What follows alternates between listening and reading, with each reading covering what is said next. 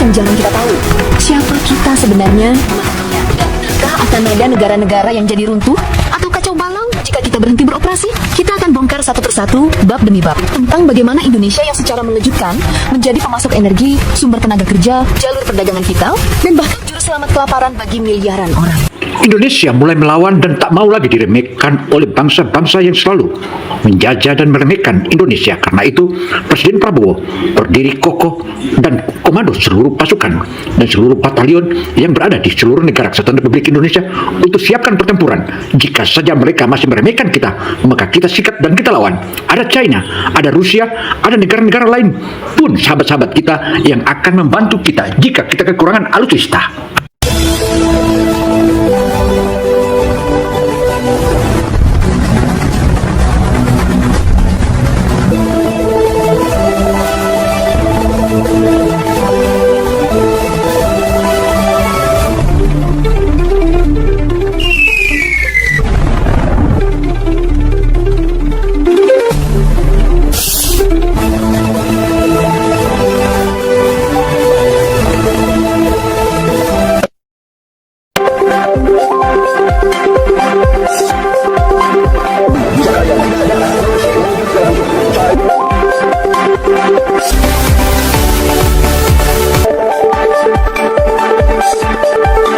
Jumpa lagi dengan Opini Gino Television Indonesia. Kali ini Opini Gino Television menyajikan tentang kekuasaan dan eksistensi Indonesia di mata dunia global. Ternyata Indonesia memiliki peran penting, dan jika Indonesia ngambek, bahaya akan ada banyak negara yang rusak bahkan hancur. Nah, karena itu saudara, mari kita ikuti media ini hingga akhir agar tak gagal paham. Kita seringkali merasa Indonesia itu cuma negara berkembang biasa, negara kepulauan yang selalu sibuk dengan dramanya sendiri. Tapi pernah nggak sih kepikiran kalau ternyata kita punya kekuatan rahasia yang diam-diam bisa mengendalikan banyak negara di dunia? Kekuatan ini bukan soal militer, bukan soal utang, tapi soal ketergantungan. Kita selalu dengar Indonesia bergantung pada negara lain kan? Tapi gimana kalau itu sebaliknya? Justru negara-negara besar, dari Singapura yang super modern, India yang padat, sampai Eropa yang dingin, sangat bergantung pada apa yang ada di tanah dan lautan kita. Ini bukan hoax, ini adalah misteri geopolitik yang jarang kita tahu.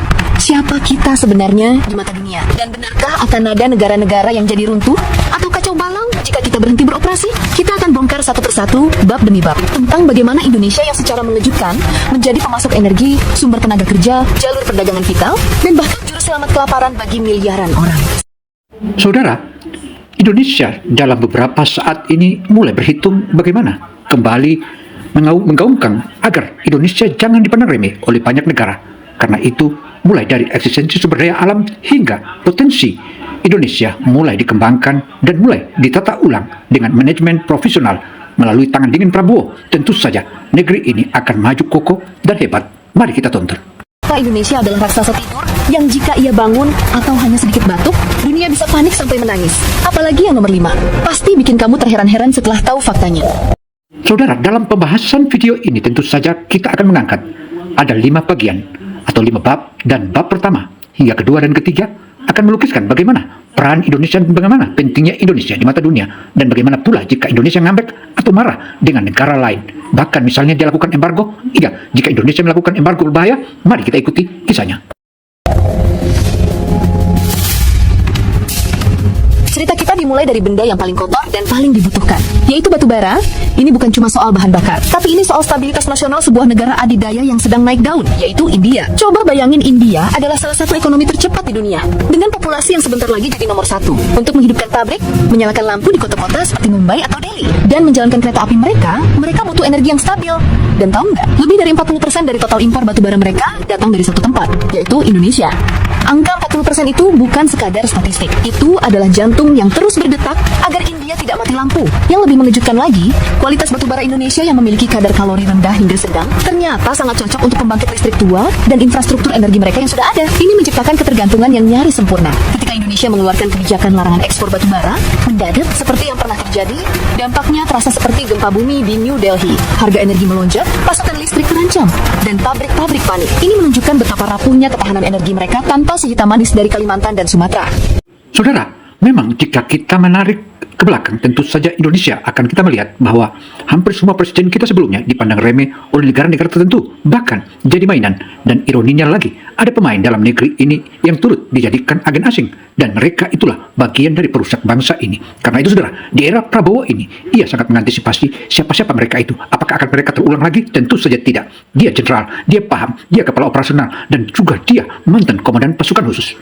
Karena itu saudara, mereka-mereka yang saat ini sedang mengantisipasi hal itu sudah siap dan standby. Dan tentu saja, mari kita mulai dengan langkah bab pertama. Sekarang kita geser sedikit ke selatan, ke negara yang selalu kita anggap lebih maju dan lebih rapi, yaitu Singapura. Negara kota yang gemerlap ini adalah simbol kemajuan. Tapi di balik kemegahannya, ada rasa takut tersembunyi yang terhubung dengan wilayah perairan kita, Natuna dan Riau. Coba tebak, berapa persen listrik Singapura bergantung pada gas alam kita? 10%?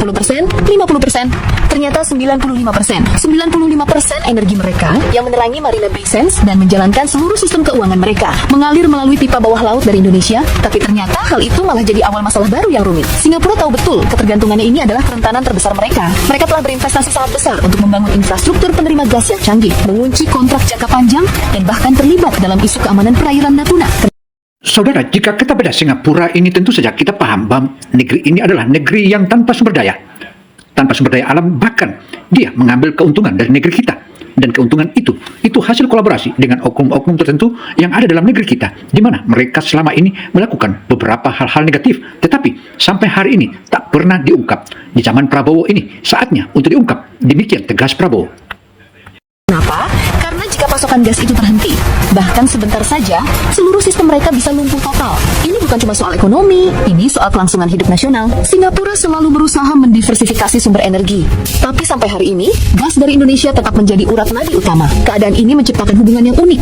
Mereka negara makmur yang membeli jaminan listrik dari tetangganya yang lebih besar. Sebuah dinamika yang jarang diekspos media secara belak-belakan. Dan juga saudara, ironinya, antara kerjasama Indonesia dan Singapura ini tampaknya Singapura yang paling diuntungkan karena selain dikasih nilai atau diberikan harga yang sangat murah energi-energi tersebut, juga di sini seakan Indonesia memberikan bantuan terus kepada Singapura. Padahal sesungguhnya tidak seperti itu. Ini merupakan satu kolaborasi antara kejahatan yang terlibat dalam negeri kita dan seakan anak bangsa kita menipu negaranya sendiri. Di era Prabowo ini mulai dibongkar dan dibongkar. Saudara, di era energi hijau ini tentu saja Indonesia mulai mengembangkan dan mulai menekankan adanya hilirisasi. Dan hilirisasi itu diawali dari nikel, mulai dari nikel hingga menyusul ke bauksit dan seterusnya, merupakan salah satu langkah konkret yang Indonesia tak mau lagi menjadi pengekspor bahan mentah. Dan saatnya Indonesia mandiri untuk maju. Dan jika engkau mau ikut gabung, silakan buat pabrik di Indonesia. Dan ini merupakan salah satu langkah konkret yang dilakukan oleh pemerintah Indonesia. Dan di era Prabowo ini mulai makin dipertajam.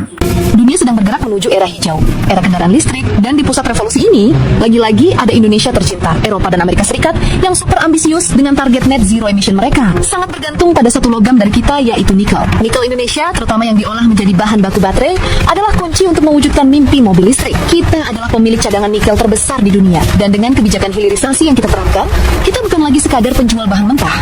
Yang lebih mengejutkan lagi, kebijakan kita yang melarang ekspor biji nikel mentah sempat membuat produsen baja dan baterai global di Eropa dan Tiongkok gelagapan. Mereka dipaksa untuk membangun pabrik pengolahan di sini, di Indonesia, jika ingin mendapatkan pasokan. Ini adalah permainan kekuasaan ekonomi yang mengubah narasi dari investor datang membantu kita menjadi investor terpaksa datang karena butuh kita. Bayangin, untuk menjaga bumi tetap hijau, mereka harus bertekuk lutut dan bernegosiasi dengan kita. Ini adalah bukti bahwa Indonesia memegang remote control untuk masa depan energi global. Siapa sangka, mobil-mobil listrik di jalanan Berlin dan Paris. Saudara, langkah-langkah konkret yang dilakukan oleh pemerintah Indonesia itu bukan hanya itu saja, tetapi di era globalisasi dewasa ini dan era hebatnya banyaknya tenaga kerja Indonesia juga mulai diatur secara ulang. Dan jika tak mau diatur secara ulang, mau tidak mau seluruh tenaga kerja di Indonesia itu tak bisa lagi diberikan kepada siapapun. Selain itu, teknologi-teknologi dan munculnya hilirisasi ini menambah munculnya jutaan tenaga kerja yang akan ada di Indonesia. Pindah ke isu yang lebih personal, soal tenaga kerja dan kebutuhan sehari-hari. Malaysia dan Brunei Darussalam, dua tetangga kaya kita, secara fungsional lumpuh tanpa jutaan tangan dari Indonesia. Dari perkebunan sawit yang luas, proyek konstruksi yang masif, hingga sektor rumah tangga. Tenaga kerja kita bukan cuma pelengkap. Mereka adalah fondasi yang menopang ekonomi dua negara ini. Ketika ada masalah diplomatik, ancaman untuk menarik TKI selalu menjadi ancaman nyata yang bisa mengguncang sektor bisnis mereka. Tapi ternyata ketergantungan ini merembet ke hal lain yang lebih mendasar, bahkan ke negara seperti Timor Leste dan Papua Nugini. Timor Leste hampir sepenuhnya mengandalkan pasokan kebutuhan pokok, mulai dari sembako hingga barang-barang elektronik dari Kupang. Bahkan, warga mereka seringkali menyeberang ke Kupang atau Bali hanya untuk berobat karena kualitas layanan. Kesehatan kita lebih terjangkau. Di perbatasan Papua Nugini, warga masih sering menggunakan rupiah karena barang-barang Indonesia jauh lebih murah dan mudah didapat. Ini menunjukkan bahwa Indonesia bukan hanya sumber daya, tapi juga pusat gravitasi ekonomi dan sosial bagi negara-negara tetangga yang lebih kecil, menciptakan efek magnet yang sangat kuat. Saudara, pemerintah Indonesia bukan hanya sampai sebagaimana yang telah kita paparkan itu, tetapi juga melakukan juga beberapa home industry ataupun hal-hal tertentu seperti mengatur pangan, bahkan di salah satu benua Afrika, makanan favorit ataupun pangannya mereka, ketergantungannya terhadap Indonesia, dan itu merupakan langkah konkret guna lengkapnya dan masifnya swasembada di Indonesia, dan itulah yang merupakan awal langkah utama yang digalakkan oleh Prabowo sebagai presiden. Tentu saja ia harus bergerak untuk membanggakan dan membentengi seluruh bangsa dan negaranya. Untuk yang terakhir ini, kalau kamu belum tahu, kamu siap-siap terkejut. Karena poin terakhir ini mungkin yang paling di luar nalar kita. Siapa sangka, makanan sejuta umat kita, yaitu Indomie, telah menjadi kebutuhan pokok hingga ke pelosok Afrika, terutama Nigeria. Dan yang lebih hebatnya lagi, ternyata penjualan mie instan Indonesia di sana jauh lebih besar daripada di negara kita sendiri. Indomie bukan lagi makanan snack di sana, tapi sudah jadi bagian dari ketahanan pangan mereka. Ini bukan cuma soal produk, ini soal kekuatan budaya dan logistik kita yang bisa menembus benua yang jauh di sana. Tapi ternyata kejutan terbesar kita terletak pada letak geografis kita. Karena tetangga kita yaitu Australia, lebih dari 40% perdagangan mereka dan sebagian besar perdagangan global harus melewati alur laut kepulauan Indonesia atau ALKI. ALKI adalah jalur sutra modern, jalur pintas vital yang menghubungkan Samudra Pasifik dan Hindia. Ini menjadikan Indonesia bukan cuma pemilik sumber daya, tapi juga pemilik kunci gembok perdagangan global. Australia, Tiongkok, Jepang, Korea Selatan, bahkan AS, semua berlayar di halaman rumah kita. Stabilitas politik dan keamanan maritim kita secara langsung mempengaruhi harga barang dan jadwal pengiriman di seluruh dunia. Kita adalah penjaga gerbang samudra, sebuah posisi yang tidak ternilai harganya. Karena itu saudara, apa yang telah kita paparkan itu tentu saja merupakan salah satu fakta dan bukanlah hoaks, dan itu bisa dibuktikan dimanapun sebagaimana yang kita paparkan, dan hal inilah merupakan salah satu langkah bahwa Indonesia sangatlah penting, dan jika Indonesia cukup terbatuk-batuk saja maka banyak negara yang akan kalep bahkan bisa mampus. Itulah hebatnya Indonesia. Untuk itu saudara, mari kita lanjutkan. Jadi gimana perasaan kamu sekarang? Setelah kita bongkar semua ini, masihkah kita merasa sebagai negara kecil yang selalu rendah? Ternyata di balik layar, kita adalah pusat gravitasi bagi energi India, cahaya Singapura, masa depan hijau Eropa, stabilitas sosial Malaysia, dan bahkan perut rakyat Nigeria. Kita adalah penjaga jalur sutra laut bagi dunia. Ini bukan tentang kesombongan, ini tentang refleksi. Indonesia bukan hanya pasar, kita adalah pemegang kartu penting yang tersembunyi. Kekuatan kita terletak pada keberlimpahan alam dan posisi geografis yang tak bisa digantikan. Pertanyaannya sekarang adalah, apakah kita sadar dengan kekuatan geopolitik yang kita miliki ini? Apakah kita menggunakan keunggulan ini untuk menaikkan posisi tawar kita di panggung dunia? Atau kita akan terus menjualnya dengan harga murah? Pikir, Indonesia adalah poros dan dunia berputar di sekitarnya. Demikianlah paparan opini Gino sesuai hasil liputan atau hasil recovery dari beberapa media, dan media-media itulah yang akan menjadikan kita sukses, dan dari media ini pula menjadi referensi kita. Karena itu saudara, tentu saja ada saatnya untuk kita jumpa dan saatnya pula kita berpisah. Saya Gino Samsudin Mirsad melaporkan. Wassalamualaikum warahmatullahi wabarakatuh.